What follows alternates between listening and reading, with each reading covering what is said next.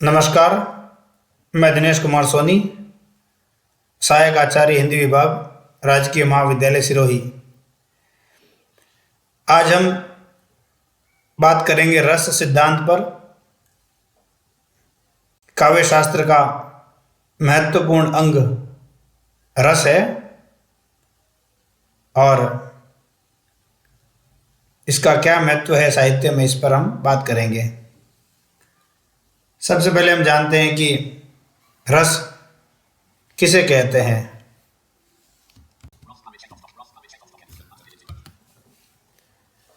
श्रव्य काव्य के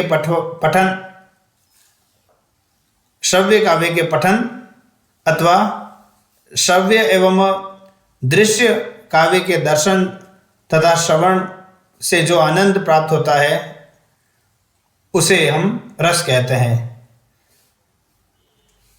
दृश्य और श्रव्य काव्य का मतलब यह है कि जो नाटक है उसे हम दृश्य काव्य के अंतर्गत भी रखते हैं और श्रव्य काव्य के अंतर्गत भी रखते हैं। संस्कृत में गद्य को भी काव्य के अंतर्गत रखा गया है, गद्य काव्य। इस दृष्टि से नाटक भी एक काव्य ही है। रस के जिस भाव से यह अनुभूति होती है कि वह रस है, उसे हम स्थायी भाव कहते हैं। रस, छंद और अलंकार इत्यादि काव्य रचना के आवश्यक अवयव होते हैं। रस का शाब्दिक अर्थ है निचोड़। काव्य में जो आनंद आता है वह ही काव्य का रस कहलाता है। काव्य में आने वाला आनंद अर्थात रस लौकिक न होकर अलौकिक होता है। रस काव्य की आत्मा कहलाता है। संस्कृत में कहा गया है कि रसात्मकम वाक्यम काव्यम, अर्थात रसात्मक वाक्य ही काव्य कहलाता है, काव्य होता है। रस अंतःकरण की वह शक्ति है जिसके कारण इंद्रियां जो होती है वो अपना कार्य करती है। मन कल्पना करता है, स्वप्न की स्मृति रहती है। रस आनंद रूप है और यही आनंद विशाल का, विराट का अनुभव भी है। यही आनंद अन्य सभी अनुभवों का अतिक्रमण भी होता है। आदमी इंद्रियों पर संयम करता है तो विषयों से अपने आप हट जाता है, परंतु उन विषयों के प्रति लगाव नहीं छोड़ता। रस का प्रयोग सार तत्व के अर्थ में भी किया जाता है और इसका प्रयोग जो है चरक, सुश्रुत आदि ने किया था सार तत्व के रूप में। दूसरे अर्थ में ये कह सकते हैं कि अवयव, दूसरे अर्थ में हम ये कह सकते हैं कि अवयव तत्व के रूप में रस का प्रयोग होता है। सब कुछ नष्ट हो जाए या सब कुछ समाप्त हो जाए, व्यर्थ हो जाए, पर जो भाव रूप तथा वस्तु रूप में बचा रहे वही रस होता है। रस के रूप में जिसकी निष्पत्ति होती है वह भाव ही है। जब रस बन जाता है तो भाव नहीं रह जाता, अर्थात भाव से ऊपर उठ जाता है, केवल रस रहता है। उसकी भावता जो होती है वो अपना रूपांतरण कर लेती है, अर्थात उसका रूप परिवर्तित हो जाता है। रस जो है वो अपूर्व की उत्पत्ति है। नाट्य की प्रस्तुति में सब कुछ पहले से दिया रहता है, ज्ञात रहता है, सुना हुआ या देखा हुआ होता है।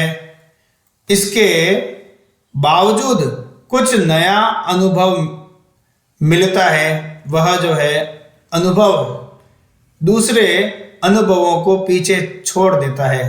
उदाहरण के लिए रामायण के बारे में हम सब जानते हैं, लेकिन आज भी हम राम कथा को देखते हैं तो हम एक अलौकिक आनंद में डूब जाते हैं। इसी प्रकार की और भी कई कथाएं जिनको हम जानते हैं, उसका नाट्य रूपांतरण हम देखते हैं तो हम एक अलौकिक आनंद में डूब जाते हैं। वही आनंद जो है रस कहलाता है। अकेले एक शिखर पर पहुंचा देता है रस हमें। रस का यह अपूर्व रूप जो है वो अप्रमेय होता है और अनिर्वचनीय होता है, अर्थात इसको अपन शब्दों में व्यक्त नहीं कर सकते। विभिन्न संदर्भों में रस का अर्थ क्या है हम ये जानते हैं। रस किन किन अर्थों में प्रयुक्त हुआ है, साहित्य की बात करने से पहले हम ये देखेंगे। एक प्रसिद्ध सूक्त है रसो वैसः, जिसका अर्थ ये होता है कि वह परमात्मा ही रस रूप आनंद है, जिसे हम ईश्वर भी कहते हैं। कुमार संभव में पानी, तरल और द्रव के अर्थ में रस शब्द का प्रयोग हुआ है। इसके अलावा मनुस्मृति मदिरा के लिए रस शब्द का प्रयोग करती है। इसके अलावा मात्रा, खुराक और घूंट, मात्रा, खुराक और घूंट के अर्थ में रस शब्द प्रयुक्त हुआ है। वैशेषिक दर्शन में 24 गुणों में एक गुण का नाम रस है। रस 6 माने गए हैं। कौन कौन से 6 माने गए हैं जिसको हम खाने में प्रयोग लेते हैं? कौन कौन से रस है? कौन कौन से रस है? कटु, अम्ल, मधुर, लवण, तिक्त और कषाय। ये 6 रस हमारे खाने में माने गए हैं। स्वाद, रुचि और इच्छा के अर्थ में भी कालिदास रस शब्द का प्रयोग करते हैं।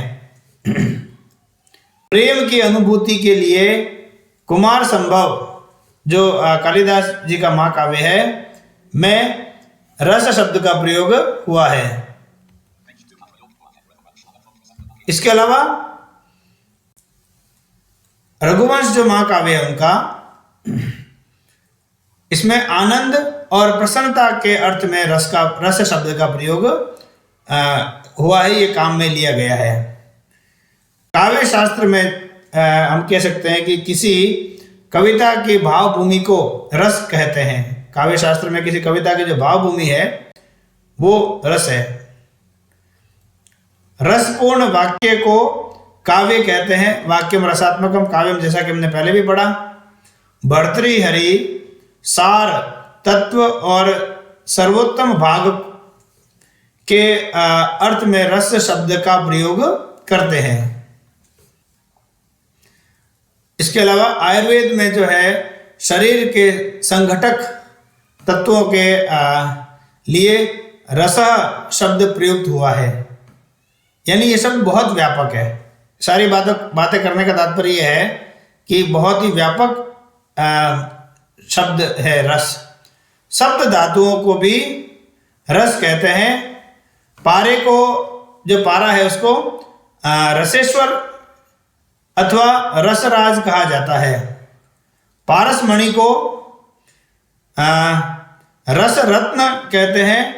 मान्यता ऐसी है कि पारसमणि जो होती है उसके स्पर्श से लोहा जो है वो सोना बन जाता है।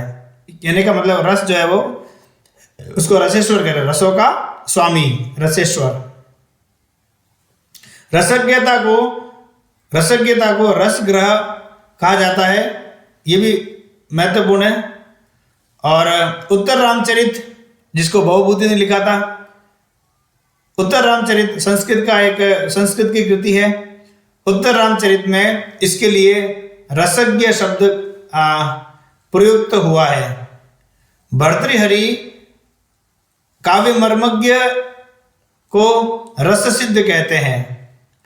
साहित्य दर्पण जो है संस्कृत का काव्य शास्त्रीय ग्रंथ है, उसमें प्रत्यक्षीकरण और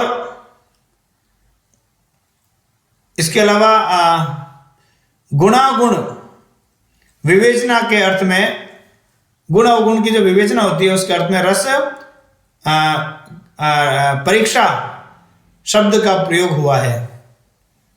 गुण और अवगुण का विवेचन जो हम करते हैं, है ना, उनकी परीक्षा के लिए रस परीक्षा शब्द का प्रयोग हुआ है। उनका विवेचन जब किया जाता है तो रस परीक्षा शब्द का प्रयोग हुआ है। नाटक के अर्थ में यदि हम देखें तो रस प्रबंध शब्द प्रयुक्त हुआ है। इस प्रकार से बहुत से शब्द रस को लेकर प्रयुक्त हुए हैं। शब्द और रस का विवेचन बहुत ही व्यापक स्तर पर किया जाता है। अगले वीडियो में हम रसों के प्रकार के विषय में जानेंगे, तो आप अगला वीडियो अवश्य देखिए। धन्यवाद।